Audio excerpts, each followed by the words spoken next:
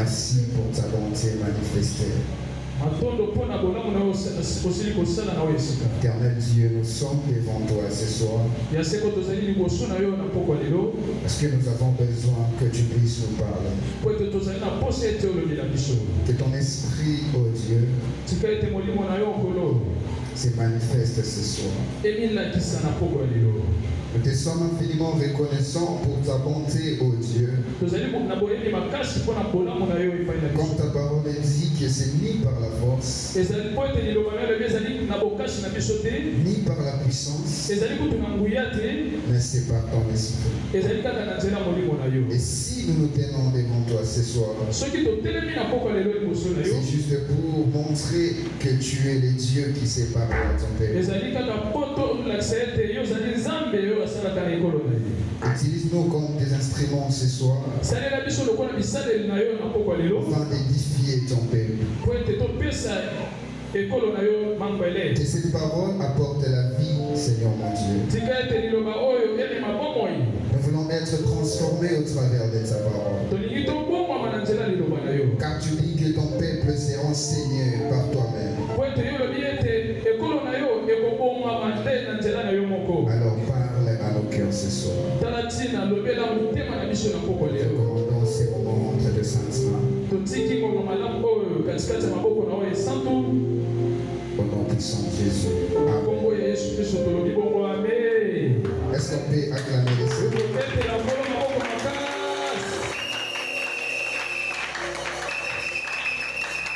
Gloire à Dieu.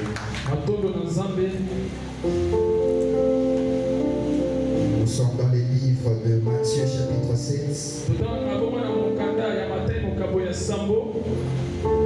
À partir du verset 1er.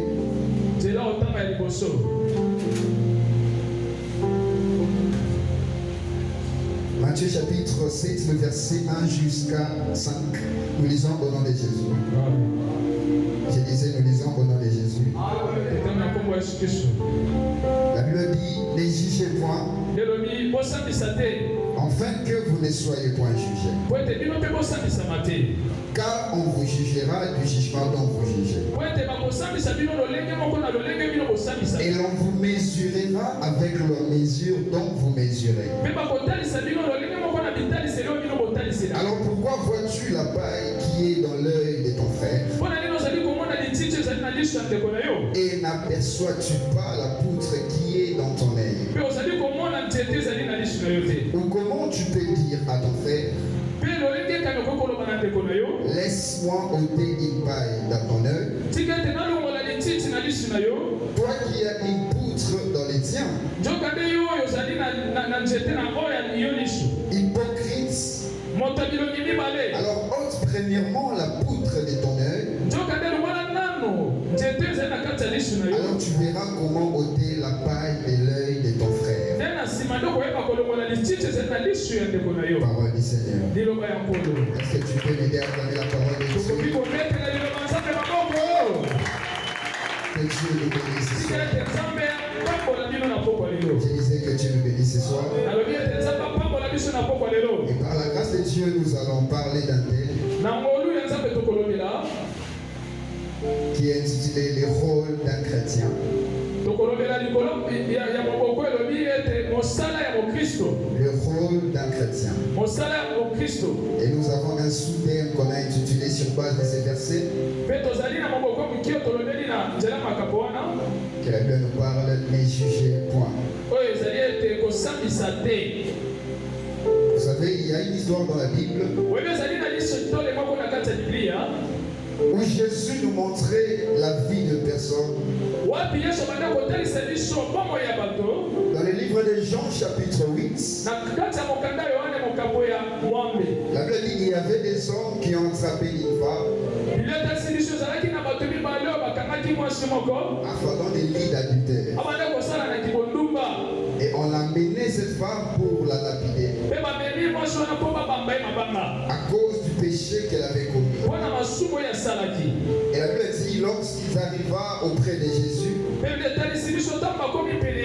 c'est Ces hommes diront à Jésus que nous avons attrapé cette femme, alors que dans la loi de Moïse, il nous est permis de lapider de telles femmes. Alors qu'est-ce que toi tu en penses? Vous savez, Jésus avait répondu que c'est lui d'entre vous qui est sans péché, jette la pierre sur la femme. Et je suppose que ces gens étaient étonnés par la réponse de Jésus. En d'autres termes, on peut penser que Jésus était en train de défendre le péché de cette femme.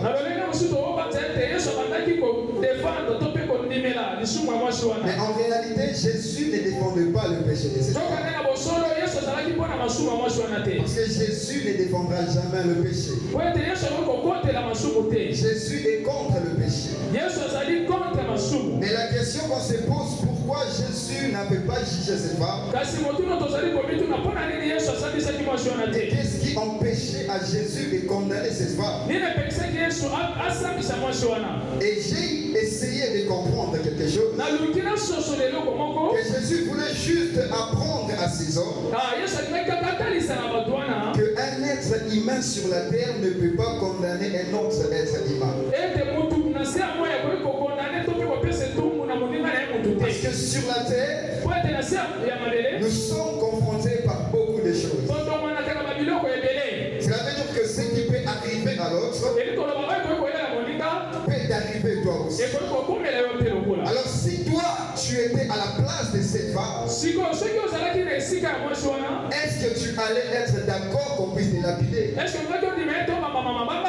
Personne n'allait accepter cela. Même si on allait nous poser la question, qui est d'accord qu'on puisse le lapider à cause de ses propres péchés? Personne ne va accepter. Alors Jésus voulait faire comprendre à ces gens que les jugements appartiennent à Dieu. Les jugements n'appartiennent pas à un homme. Parce que la vérité se trouve en Dieu. Et l'homme est toujours tenté par beaucoup de choses. Cela ne veut pas dire que parce que toi tu ne commets pas le même péché que l'autre, que tu es différent devant la face de Dieu. Mais Jésus nous apprend à partir de ce verset que le rôle de l'homme sur la terre, ce n'est pas de juger et de condamner, mais c'est chercher un moyen de redresser celui qui est courbé. Alléluia. Amen. Jésus était en train de nous apprendre que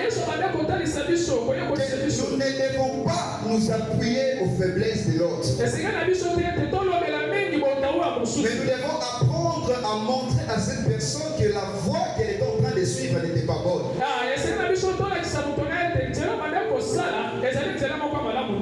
En montrant la voie, on n'a pas besoin de lapider la personne pour la tuer. Mais on a besoin que cette personne soit en vie pour l'instruire dans un bon chemin. Si on avait lapidé cette femme n'allait pas être sauvée. Mais alors que ces jours-là, il y avait quelqu'un qui était venu pour sauver le péché. Alors ce que j'ai aimé avec Jésus, Jésus n'a pas déclaré sur la sorte de cette femme. Il a laissé le sort de cette femme avant que les gens puissent partir. Après savoir vu qu'il n'y avait personne, la Bible dit que Jésus posa la question à cette femme. Où sont les gens qui te condamnaient? Et cette femme a répondu, il n'y a plus personne. Et je me dis que Jésus était la personne la mieux placée à juger et à condamner cette femme.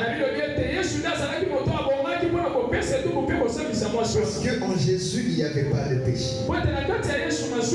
Et ce qui m'étonne, Jésus dira à cette femme que je ne te condamne pas.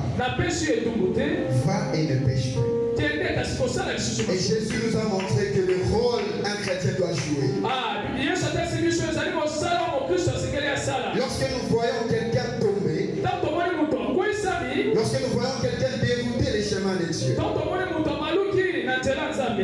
quel réflexe que nous avons vis-à-vis de cette personne? Ce soir, Dieu m'a envoyé à te dire une chose, que tu as un rôle à jouer auprès de celui qu'on appelle ton prochain. Peu importe ce que cette personne se trouve en train de commettre ou de faire, sache que Dieu t'a donné la capacité de redresser cette personne. Par la connaissance de la parole que nous avons, nous sommes appelés à instruire ceux qui ne sont pas instruits. Voilà pourquoi la Bible dit que Jésus était venu sur la terre pour sauver ceux qui étaient perdus. Et la Bible continue en disant ceci, qu'un homme avait 100 brebis. Un homme avait 100 brebis. Il avait perdu un brebis. Et il était resté avec 99. Mais la Bible dit que cette personne abandonne les 99 pour aller chercher celui qui était perdu. Mais la question qu'on se pose, est-ce que cette brebis qui était perdue est plus précieuse que ceux qui postent?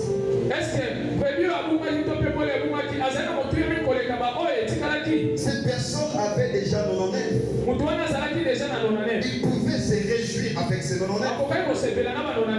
Mais pourquoi il aura toujours besoin d'abandonner les autres pour aller chercher celui qui était perdu?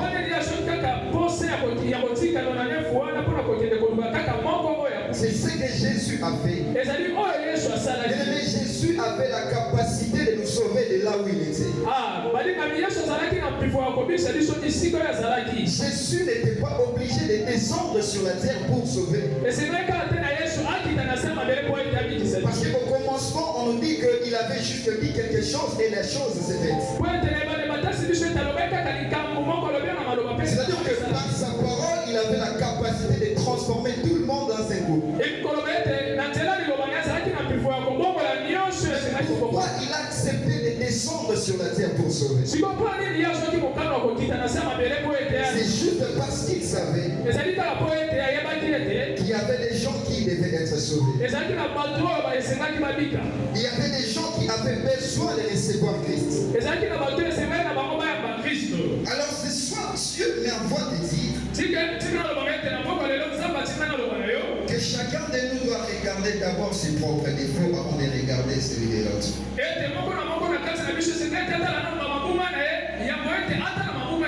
On ne peut pas se baser à regarder seulement sur la vie de l'autre. Essayez de voir qu'est-ce qui ne marche pas. Qu'est-ce qui m'empêche d'aller de l'avant? Si vous lisez dans Jacques chapitre 4, le verset 10, vous allez voir que la Bible est en train de nous dire que nous devons nous humilier pour que Dieu nous élève. Et c'était l'image aussi de cette femme. Cette femme avait réellement péché. Et elle est arrivée auprès de Jésus. Malgré qu'elle était poussée par les gens. Mais cette femme ne défendait pas sa cause parce qu'elle avait péché. Mais comme elle ne regarde pas sa vie comme une bénédiction, mais elle regardait sa vie comme une malédiction parce qu'elle avait péché. Et c'est ce que Dieu aime. Que la personne ne se trompe pas par ses propres pensées. Mais que la personne commence d'abord par s'examiner lui-même. Et quand tu vas remarquer qu'il y a des choses que tu dois arranger en toi, tu Dieu. Et c'est alors qu'il va te relever. Cette femme ne pouvait pas se relever parce qu'il y avait des gens qui la condamnaient. Mais comme Jésus ne l'a pas condamné, Jésus l'a relevé. Et Jésus lui dit une chose: va et ne pêche plus. Et Jésus était en train de nous apprendre qu'on ne peut pas juger la personne, mais on doit juger l'acte que la personne a commis. Si nous voulons condamner une personne, à la place de condamner la personne, on doit condamner l'acte que la personne a commis.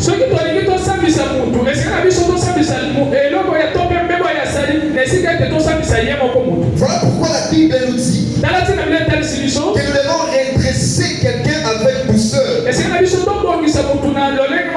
Nous devons redresser nos prochains avec douceur.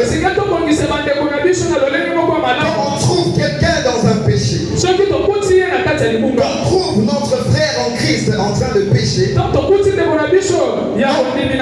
notre rôle c'est de redresser cette personne avec douceur.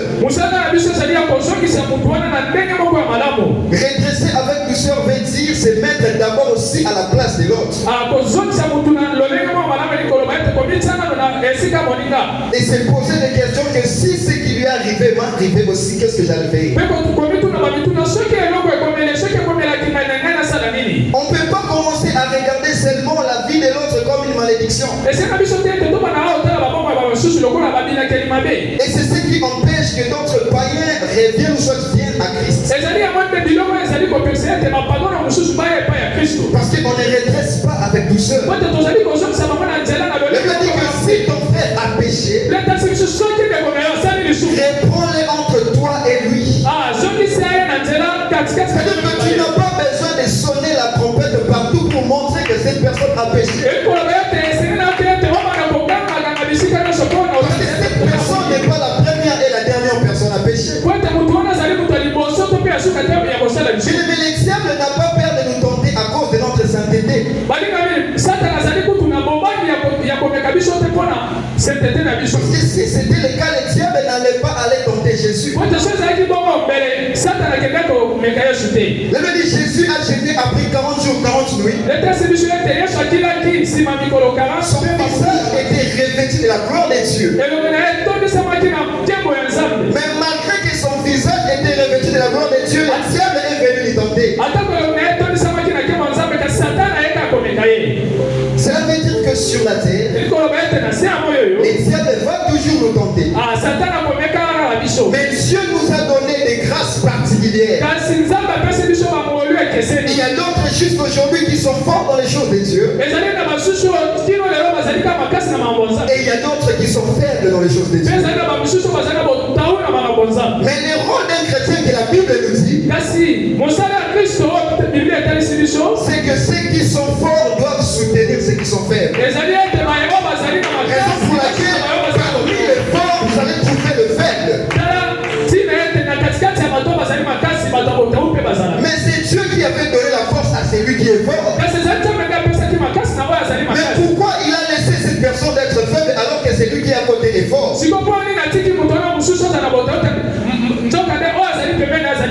C'est pour nous montrer que dans la vie nous devons toujours nous entraider. À la place de juger celui qui est faible, il faut apprendre à soutenir celui qui est faible. Parce qu'il n'y a personne qui est fort dans les choses de Dieu par sa force. Celui qui est fort dans les choses de Dieu, c'est la grâce de Dieu. Et celui qui est faible, Dieu va lui placer auprès de toi qui est fort pour soutenir cette personne. Alors il ne faut pas faillir à ton rôle d'un chrétien qui doit soutenir les chrétiens qui sont faibles.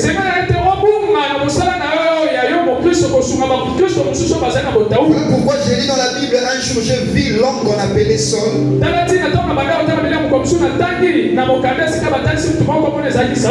Il a fait la rencontre de Christ. Et la Bible dit lorsqu'il a vu Christ, il ne pouvait plus voir parce qu'il y avait une lumière devant lui.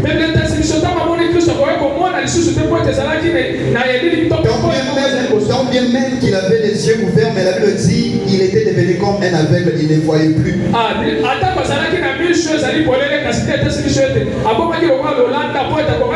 Alors Dieu dit qu'on doit amener Saul auprès d'un homme qu'on appelait Ananias.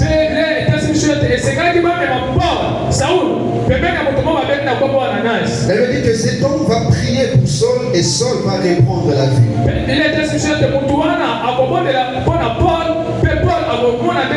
Mais comme l'homme sur la terre a toujours l'habitude de juger, pendant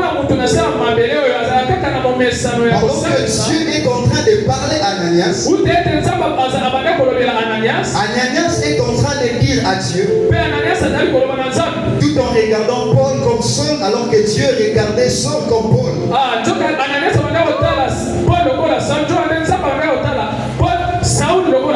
Et Ananias dit à Dieu que cet homme est un pécheur, il a fait beaucoup de mal à tes saints. Il a tué beaucoup de chrétiens. Et en d'autres termes, pour Ananias, Paul ne pouvait pas être un serviteur de Dieu. Et Ananias a jugé Paul sur son passé. Sans oublier que Dieu ne regarde pas ce qu'on était, mais il regarde ce qu'on sera.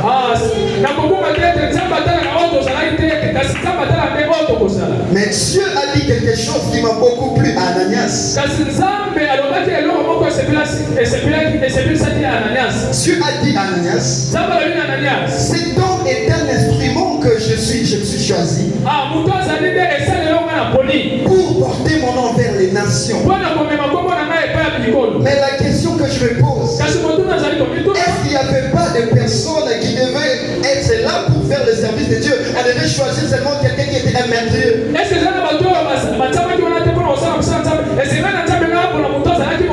Cela prouve que Jésus n'a pas jugé Paul comme il était. Mais il a regardé ce qu'il doit faire pour Paul. Mais si notre Dieu qui est plus que ça ne nous juge pas en étant sur la terre, qui sommes-nous pour juger ceux qui sont sur la terre? Voilà pourquoi la Bible dit, oh toi homme qui juge les autres, tu es sûr que tu es inexcusable. Tu es sûr qu'au fond de toi il n'y a pas de faute. L'homme qui peut juger une personne, c'est l'homme qui est au-dessus de la loi. Et sur la terre, il n'y a qu'une seule personne qui est au-dessus de la loi, c'est notre Seigneur Jésus. Et nous tous qui sommes en bas sur la terre, nous sommes sous la loi. Voilà pourquoi la Bible dit que c'est lui qui parle mal de son frère. C'est une personne qui est en train de juger son frère. Et il ne se limite pas seulement à juger son frère, mais il juge même la loi. Et c'est lui qui juge la loi, se place lui-même dans la condamnation de la loi.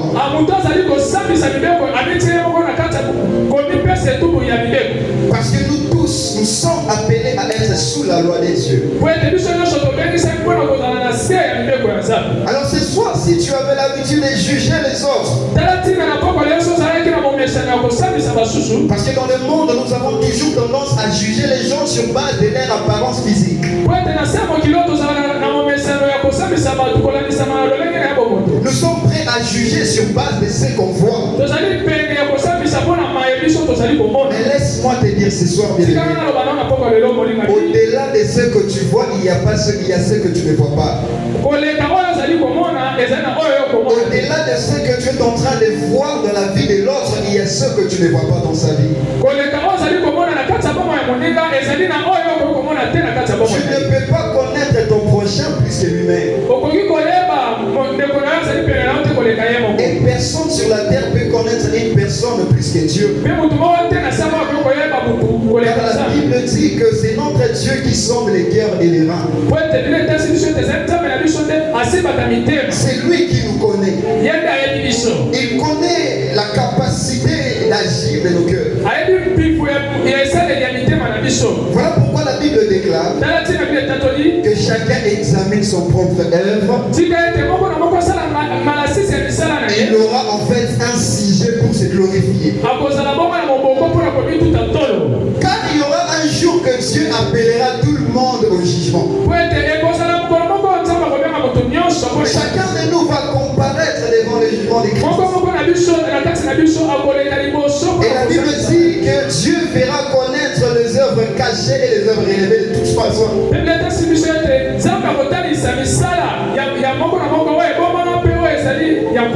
Alors à la place de juger une personne sur base de ses comports,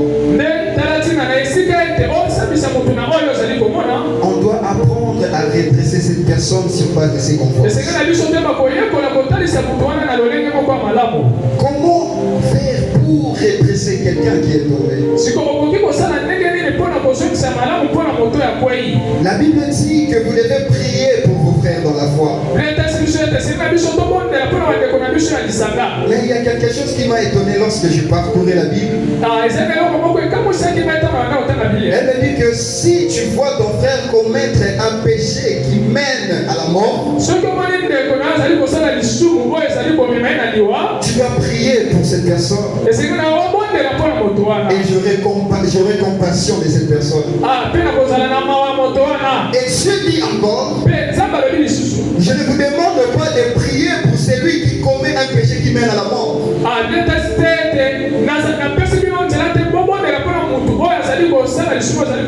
Et je me suis posé la question, il existe le péché qui ne mène pas à la mort et le péché qui mène à la mort.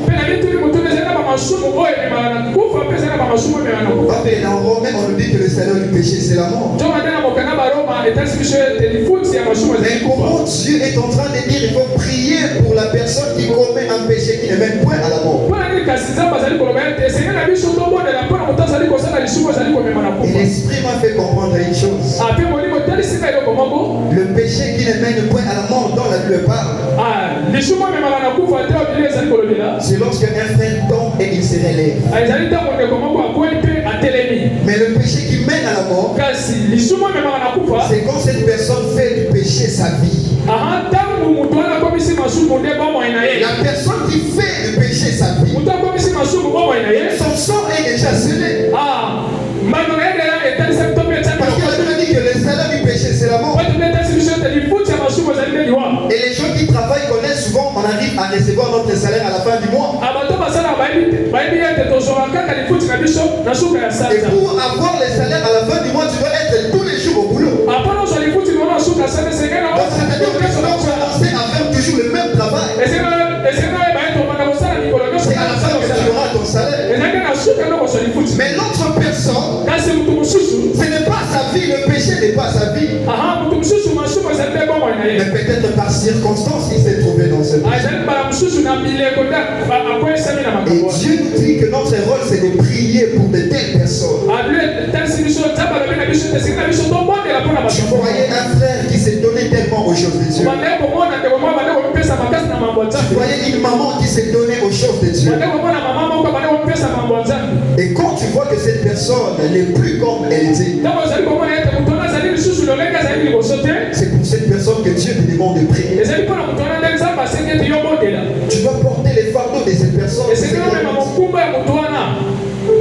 Parce que la personne que tu soutiens aujourd'hui, c'est peut-être la personne qui va te soutenir demain.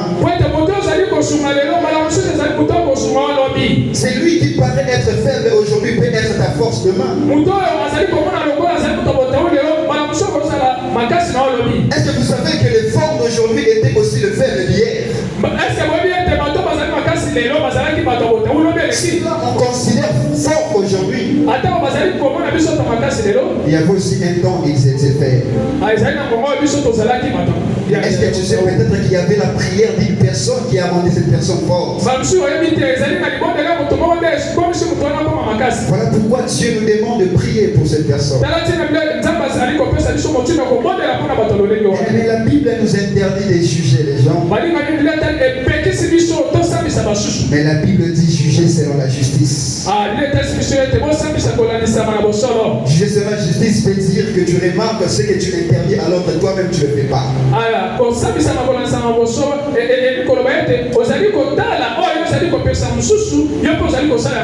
Il ne faut pas seulement interdire à l'autre, mais toi-même tu fais ce que tu interdis à l'autre. Ça, ce n'est pas la justice. Quel regard nous avons auprès de ceux qui pêchent? Est-ce que nous sommes prêts à les juger et les condamner ou nous sommes prêts à les aider à revenir dans les droits chemins?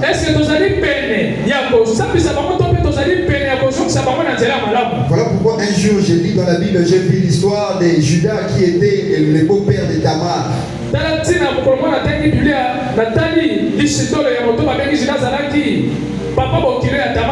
Un jour, Judas était parti quelque part.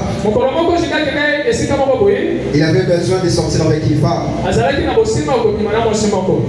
Et là où il était parti, il ne savait pas que Tamar était aussi là-bas. Et quand Judas arriva là-bas, il chercha une femme. Et il a trouvé une femme qui était voilée. Elle me dit que Judas a pris cette femme. Il coucha avec cette femme. Et comme il n'avait pas tous les moyens pour payer, il a pris les histoires qu'il avait. Il a pris sa robe et d'autres histoires qu'il a remis à cette femme. Elle a dit je reviendrai. Il était parti et il est pu rentrer. Quelques temps après, les gens ont appris que la belle fille de Judas était tombée enceinte.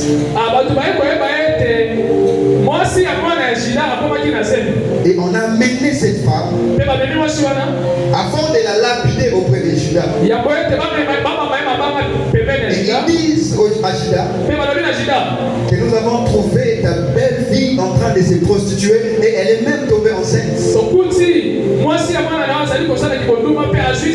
Alors que dans ces temps-là, cette femme n'avait pas de mari. Et réellement dans la loi, on devait la lapider et la tuer. Alors avant de la tuer, on la mena auprès de Judas pour écouter ce que Judas va dire sur sa belle fille.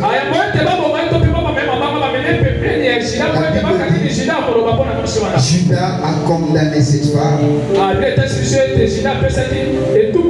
Il dit amener l'essence, on doit brûler cette femme.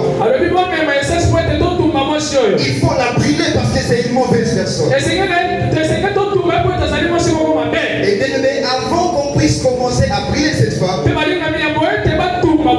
cette femme a dit, avant que vous puissiez me brûler, j'ai quelque chose à dire. Je connais le père de mon enfant. Il dit, je dois le dire à mon beau-père Judas. La femme a pris les choses qu'elle avait. Elle montra à son beau-père Judas. Il lui demande si Judas peut reconnaître ces histoires. Mais quand Judas a regardé, il a remarqué que ce sont ces histoires qu'il avait laissées chez une prostituée. Et il réalise qu'il a enceinté sa belle-fille. Mais Judas n'a pas dit encore, il faut nous prier. Il a commencé à demander pardon à Dieu. Il dit aux hommes qui étaient là. Il dit aux hommes qui étaient là. Je suis plus coupable que cette femme. Mais avant, il était prêt à condamner cette femme. Sur la terre, nous sommes le premier à condamner quand c'est l'autre. Alors penses-tu, quand ça dépend maintenant de toi, est-ce que ce que tu condamnes l'autre, tu accepteras qu'on puisse te condamner? Judas n'a pas utilisé la même parole pour son sort à lui. Il a compris. on ne peut pas juger une personne directement sans connaître la vraie version de la vie de cette personne. Même les prostituées qui sont dehors, même les prostituées qui sont dehors, même les voleurs qui sont dehors, même les gens qui s'enivrent partout. Et il ne faut pas juger et condamner ces personnes sans pourtant parler d'abord avec ces gens. Il y a d'autres qui elle se prostitue parce qu'elle était orpheline. Là où elle habitait, on l'avait chassée. Personne ne l'avait recueillie. Elle n'avait plus de choix. Elle ne voyait plus sa vie. Et peut-être elle s'est lancée dans la prostitution. Une personne comme ça, on ne peut pas la juger directement. Il faut l'écouter d'abord. Et puis lui dire que ça, ce n'est pas un bon chemin que tu as choisi. Parce que Dieu peut te donner plus que ce que tu reçois dans la prostitution. Si tu viens auprès de Dieu aujourd'hui, il est capable de changer ta vie et de donner un mariage même si tu as connu beaucoup d'argent. Dieu a la capacité de restaurer ce qui était détruit. Dieu, tout homme est récupérable. Voilà pourquoi papa a l'habitude de dire que tant qu'il y a de l'espoir, qu'il y a la vie, il y a de l'espoir. Ne condamnons pas cette personne sur base de ce qu'on voit aujourd'hui. Parce qu'on ne connaît pas ce que la personne sera demain. Parmi nous ici, il n'y a personne qui est né chrétien. On était tous des païens autrefois. Et je dis que personne aussi parmi nous avait demandé à Dieu de devenir chrétien. Mais le temps de Dieu a sonné sur tout un chacun de nous. Voilà pourquoi nous sommes venus à Christ. Moi qui vous parle, j'étais un plus grand aussi pécheur. Dieu m'a appelé sans m'avertir d'abord. Il m'a appelé sans savoir ce que je devais faire pour lui. Mais je connais la grâce que Dieu m'a accordée. Et je sais que cette grâce n'est pas limitée. La même grâce qu'il m'a accordée, il peut accorder aussi à celui qui est encore pécheur dehors. Dieu peut sauver aussi celui qui vit encore dans le péché. Je n'ai pas pu abandonner le péché par mes efforts. Mais la grâce de Dieu a commencé à enlever le péché en moi. Voilà pourquoi j'ai compris que la Bible dit que ce qu'il avait appelé d'avance, il avait commencé par les justifier. Mais Dieu ne t'appelle pas sans pourtant te justifier. Parce qu'il sait que dans son service, il a besoin de ceux qui sont justes et des saints. Alors avant qu'il t'appelle dans son service, il te rend juste et il te rend saint. Voilà pourquoi nous devons éviter de juger les autres. Parce que la vie est encore là. Dieu peut sauver tout le monde. Dieu a la capacité de sauver tout le monde. Il ne regarde pas ce qu'on est hier, mais il nous prépare pour des bonnes choses à venir. La Bible dit qu'il y aura un temps où on va juger, mais ça ne sera pas sur la terre. Il avait dit que lorsque Jésus reviendra, on va prendre ses saints et on va s'asseoir sur les 12 trônes. Et c'est alors que nous allons juger les Israélites. C'est à ce moment qu'on aura la capacité de juger. On ne juge pas sur la terre, mais on juge au ciel. Voilà pourquoi lorsque les hommes ont péché sur la terre, Jésus est descendu sans juger.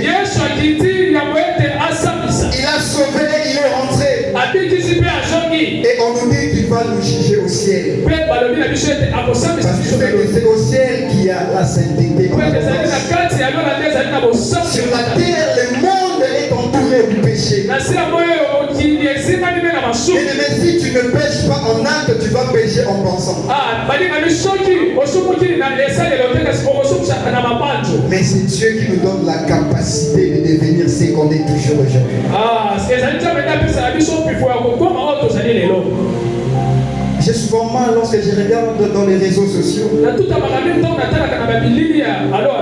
Je vois les vidéos des scandales des hommes de Dieu. Et nous voyons même des chrétiens être heureux lorsqu'on voit de telles choses.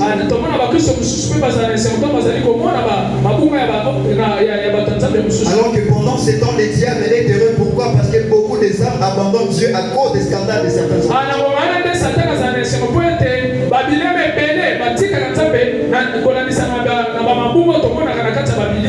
Combien de personnes ont abandonné Dieu à cause des scandales de certains hommes? Combien de gens qui ne prient plus à cause de certains comportements des autres serviteurs de Dieu et des enfants de Dieu?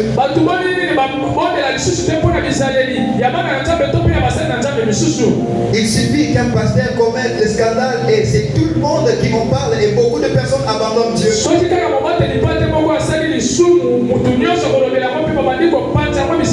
Beaucoup ont laissé Dieu parce qu'ils ont été déçus par une église. J'aimerais te dire quelque chose aujourd'hui. Tu n'as pas accepté la vie d'un homme de Dieu, mais tu as accepté la vie de Dieu en toi. Tu n'as pas suivi la vie d'un homme de Dieu. Voilà pourquoi l'apôtre Paul est en train de dire que soyez mes imitateurs comme je le suis de Christ. Ton imitateur n'est pas seulement ton pasteur. C'est d'abord les Dieu qui a appelé ces pasteurs. Tu peux abandonner une église si tu veux. Mais n'abandonne pas Dieu à cause de l'église. Tu peux abandonner un homme de Dieu à cause de son comportement. Mais n'abandonne pas Dieu à cause du comportement d'un homme de Dieu. Mais tous les hommes de Dieu ne sont pas des faux hommes de Dieu. Ce ne sont pas les faux qui produisent les vrais, mais c'est les vrais qui produisent les faux. On ne peut pas parler du faux sans commencer par parler du vrai. Et souvent dans le monde où nous vivons, lorsqu'un soi-disant homme de Dieu crée les scandales,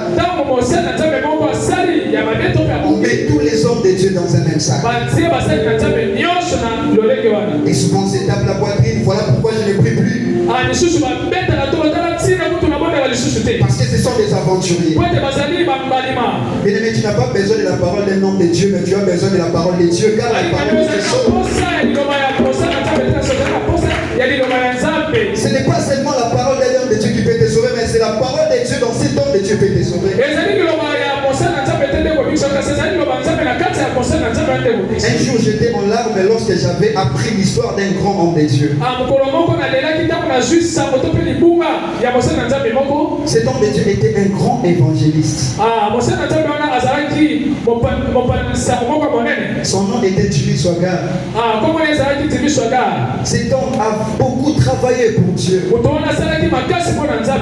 Il a gagné des âmes pas possibles. L'autre fois j'ai regardé une croisade qu'il avait fait au Jamaïque. Beaucoup de Rastaman ont donné leur vie à Jésus à cause de la parole de cette personne. Cet homme a gagné beaucoup de milliers des âmes pour Dieu. Mais vous savez, un jour le scandale est arrivé dans sa vie. On l'a attrapé avec une petite fille. Alors qu'il était marié et il avait des enfants. Et cela a créé le scandale partout. Beaucoup de personnes ne croyaient plus aux hommes de Dieu. On a dit que c'était un magicien. C'était un faux homme de Dieu.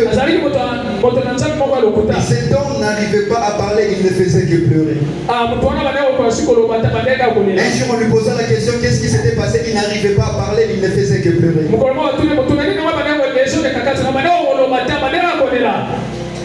Et on l'a suspendu dans son église.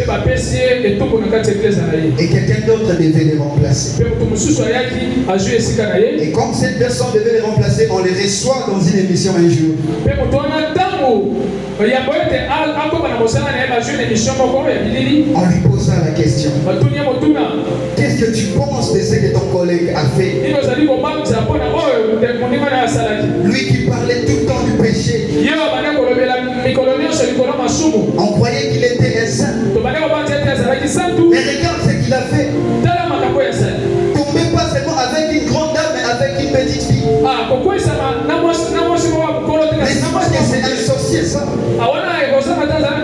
Qu'est-ce que toi tu penses de ça? Qu'est-ce que toi tu dis de ça? Ces journalistes attendaient que ce monsieur puisse dire encore aussi. Il a mal fait. Et cet homme de Dieu a donné une réponse très sage. Il a dit, Jimmy Swaggart, c'est notre frère.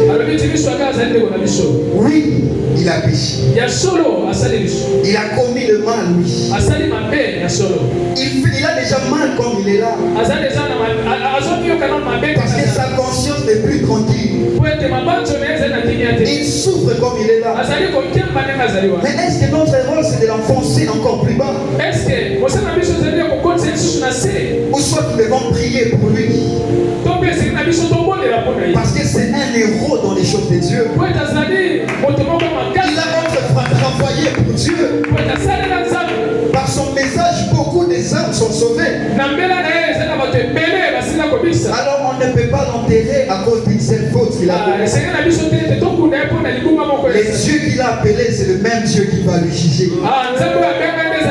Ce n'est pas à nous de juger l'acte qu'il a commis. Bien sûr, on peut condamner l'acte qu'il a commis. Oui, on peut juger l'acte qu'il a commis. Parce que ce n'était pas digne d'un homme de Dieu.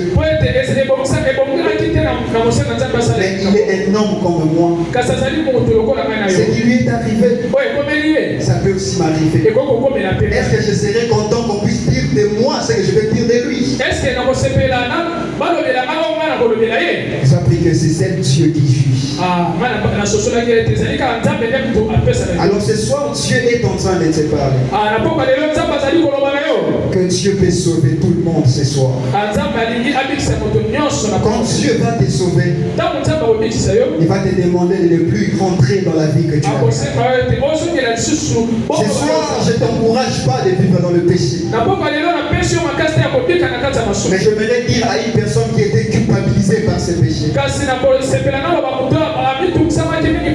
on nous avait dit le dimanche que notre Jésus est devant la porte de ta vie et en train de frapper.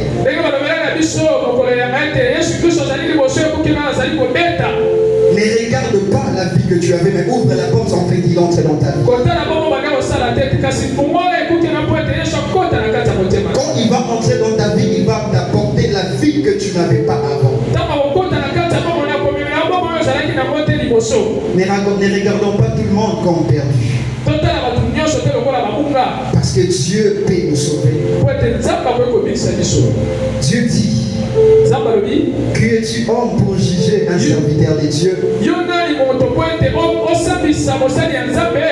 S'il tombe cette fois, c'est celui qui l'a appelé peut le relever. Les dieux qui appellent, c'est les dieux qui relèvent aussi ceux qui sont tombés. Les serviteurs d'un maître est obligé à faire ce que son maître lui demande de faire.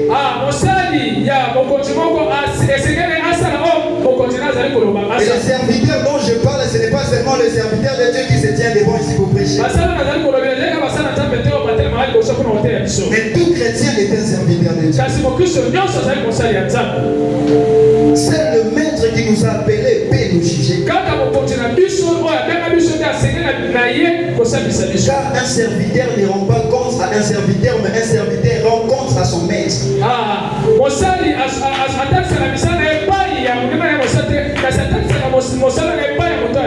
Un jour, le maître va nous appeler tous. Voilà pourquoi la Bible dit que celui qui juge les autres se condamne lui-même. Tu portes un jugement contre toi-même. Parce que ce jour-là, Dieu te dira comment tu interdisais à l'autre ce que toi-même tu faisais. Et c'est ça ce qu'on appelle l'hypocrisie. Voilà pourquoi Dieu, en d'autres termes, Jésus était en train de réprimander les pharisiens. Parce que les pharisiens montraient leur apparence extérieure, mais ils cachaient leur vraie vie intérieure. Bien-aimé, c'est Dieu qui sonde les cœurs et c'est Dieu qui connaît la vie de tout un chacun. Voilà pourquoi les hommes sages ont dit il ne faut jamais juger un livre par sa couverture. Parce que la couverture ne définit pas seulement ce qui se trouve en l'intérieur. Bien-aimé, je l'ai dit plusieurs fois, mais j'aimerais le dire encore. Si j'avais jugé notre papa par la couverture, je n'allais pas être aussi ici.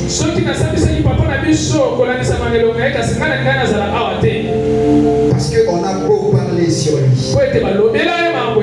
C'est un témoignage que j'avais. Avant que je vienne ici, Dieu m'avait fait une grâce de réunir aussi certaines personnes. Et les jours que j'ai reçu l'appel de servir Dieu dans cette église,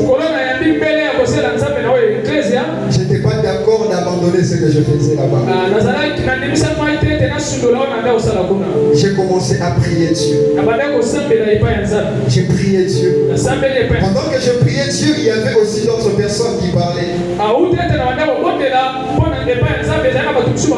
D'autres personnes qui ne connaissent pas la vie de notre papa et de notre maman.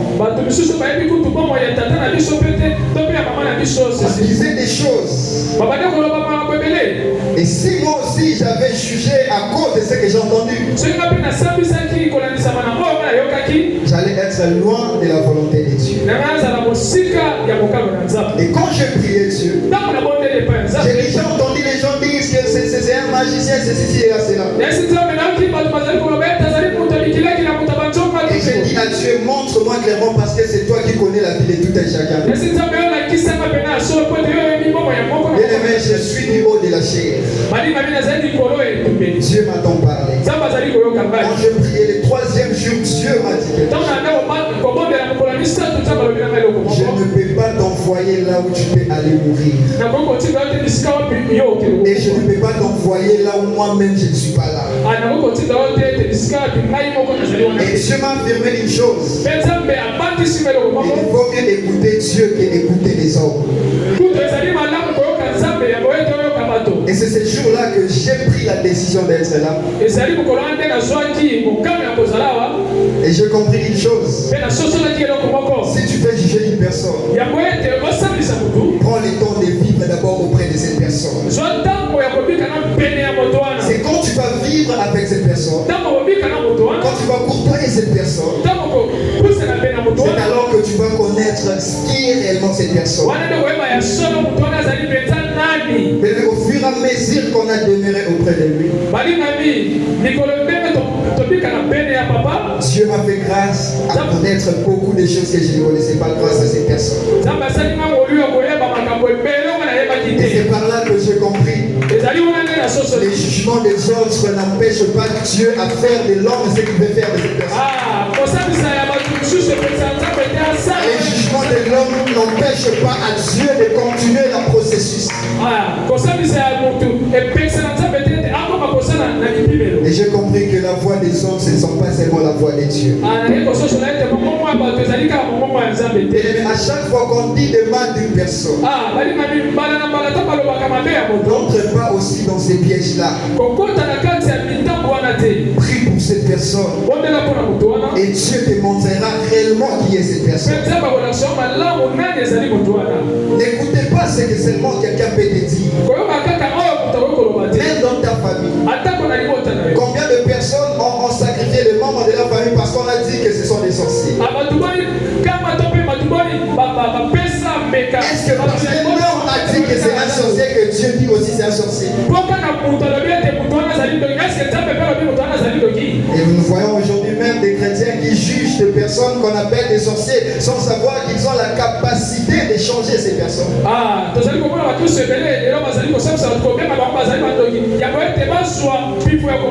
Alors ce soir, Dieu m'envoie de te dire ton rôle de chrétien. C'est de soutenir ceux qui sont faibles dans les choses. Si tu attrapes ton frère avec un péché, redresse ton frère avec douceur. Montre-lui ce que la parole de Dieu dit. Alléluia. Montre à l'homme ce que la parole de Dieu dit. Car seule la parole de Dieu peut changer. Seule la parole de Dieu peut transformer. Seule la parole de Dieu peut t'apporter une nouvelle vie. Alors ce soir, avant de terminer, je voudrais te parler encore d'une personne. C'est le prophète Osée.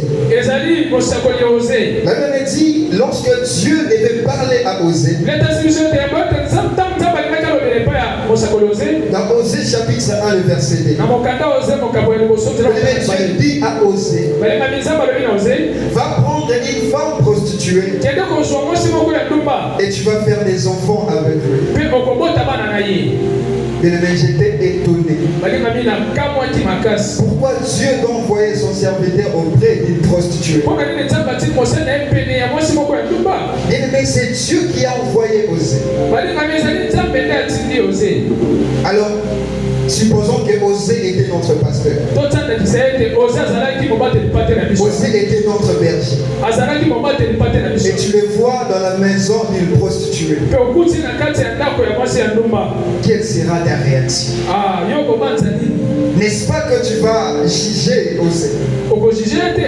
N'est-ce pas que tu vas commencer à condamner Osée sans savoir que Dieu lui avait envoyé? Dieu a envoyé Osée pour un but bien précis. Alors tant que tu ne connais pas la mission d'une personne, ne juge pas précipitamment une personne. Pose la question à cette personne. Parle à cette personne. Et cette personne va te dire réellement. C'est de même avec l'ange Michael. Dans Jude chapitre 1, le verset 9. Lorsque l'ange Michael est en train de contester et de réclamer le corps de Moïse. Les diables réclamaient le corps de Moïse. Et l'ange Michael était venu pour récupérer aussi le corps de Moïse. Mais la Bible dit que l'ange Michael n'a pas jugé Satan. Mais il a dit à Satan que l'Éternel te réprimande. Mais je me demande pourquoi il n'a pas jugé Satan. Pourquoi la Bible dit que l'ange Michael n'a pas jugé Satan? Alors que c'était un péché. C'était une façon que Dieu voulait nous montrer. Sur la terre, nous ne sommes pas appelés à juger les autres. Mais nous sommes appelés à soutenir les autres. Je termine par ceci. La Bible dit, deux vaut mieux que un. Parce que si deux personnes marchent sur la route, lorsque l'autre sera fatigué, l'autre peut soutenir. Un homme riche fils qui était aussi chrétien ne connaissait pas son rôle. Dans sa maison, il avait son gardien. Son gardien travaillait auprès de lui. Malgré que ce monsieur était un chrétien, mais il n'était pas vraiment un chrétien comme un vrai chrétien.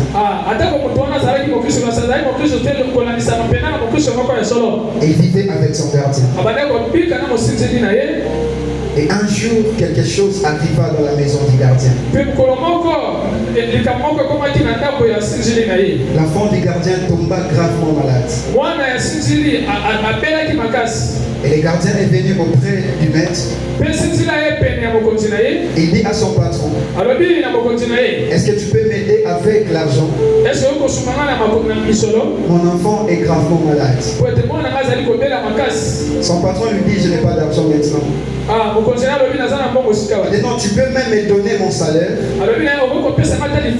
Et à la fin du mois, tu ne vas pas me payer. Mais donne-moi pour que ça puisse m'aider à guérir mon enfant. Mais ce monsieur avait la capacité de payer. Et le monsieur lui dit, non, tu dois m'attendre jusqu'à la fin du mois, je vais te payer ton argent.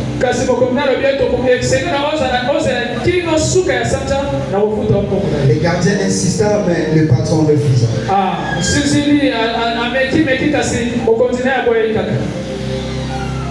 Et le monsieur rentra à l'hôpital.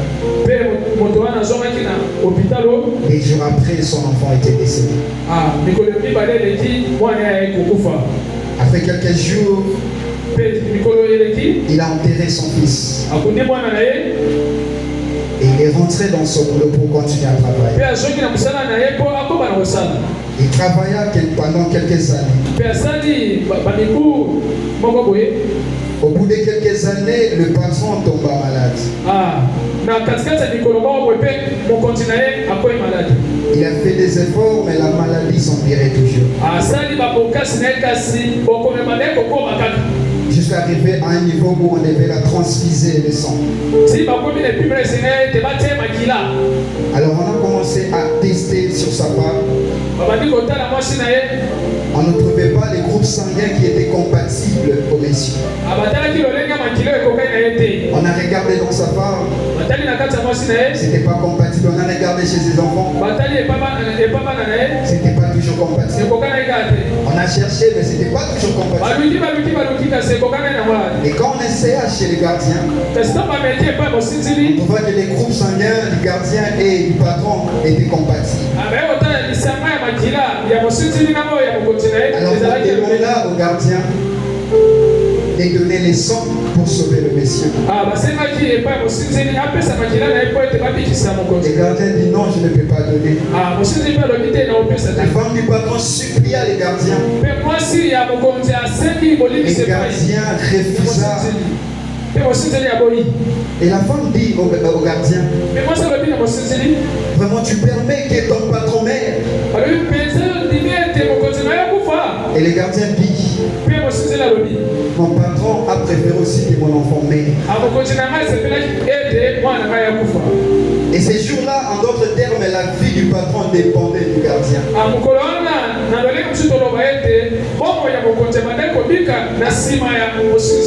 À cause du douleur qu'il avait perdu son fils, il a refusé catégoriquement. Après des jours, le patron meurt. Et c'est fini, la femme est en train de pleurer. Il disait au gardien, pourquoi tu as fait ça? Et le gardien expliqua à la femme, un jour mon enfant était gravement malade. Ton mari avait l'argent pour m'aider. Lui qui prie, mais il avait l'argent, il a refusé de me donner. Et j'avais perdu mon enfant. Alors je ne pouvais pas lui donner mon sang. Et pourquoi cela arrivé? C'est pour comprendre que le gardien et le patron n'avaient pas compris une chose. S'il avait soutenu son gardien pendant qu'il était faible, il allait sauver sa vie aujourd'hui. Il n'a pas compris que l'acte qu'il devait poser, ça allait préparer son futur. S'il avait donné l'argent que l'enfant vivait, les gardiens n'allaient pas hésiter à donner aussi son sang. Quelle leçon que tu dois tirer? C'est quand quelqu'un est faible, n'enfonce pas cette personne. Soutiens quelqu'un pendant sa faiblesse. Relève celui qui est tombé. Parce que tu ne sais pas si toi aussi tu vas tomber demain. La personne que tu vas relever aujourd'hui, c'est la personne qui va te relever demain.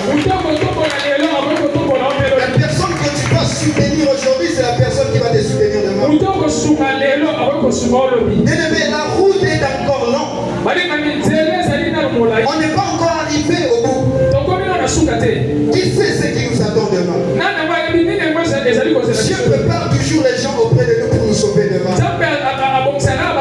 Et vous savez que Dieu passe toujours auprès des gens pour nous apporter la paix. Tant qu'on n'est pas encore arrivé, je voulais te dire quelque chose aujourd'hui. Toute personne qui est dans ton entourage peut être utile pour ton avenir. N'importe ce que tu as. Ne pense pas que les gens qui feront ta force, ce sont seulement les gens qui sont forts. Même les gens qui sont faibles aujourd'hui seront ta force demain. Alors le rôle d'un chrétien pour terminer, c'est être prêt à soutenir. C'est être prêt à redresser ceux qui sont bons. C'est être prêt à ramener dans le bon chemin ceux qui sont perdus. C'est compatir dans le péché des autres et les montrer que la vie de péché n'est pas bonne.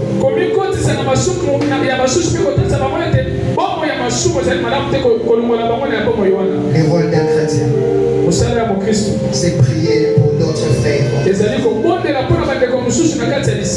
Le rôle d'un chrétien pour finir, ce n'est pas condamner, mais c'est sauver ceux qui sont perdus. Si Dieu ne comptait pas sur toi,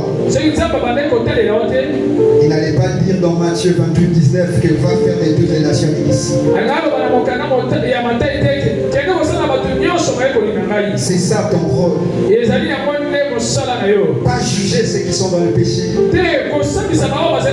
mais les apprendre comment venir à Christ. C'est ça le rôle des chrétiens. Laisse que les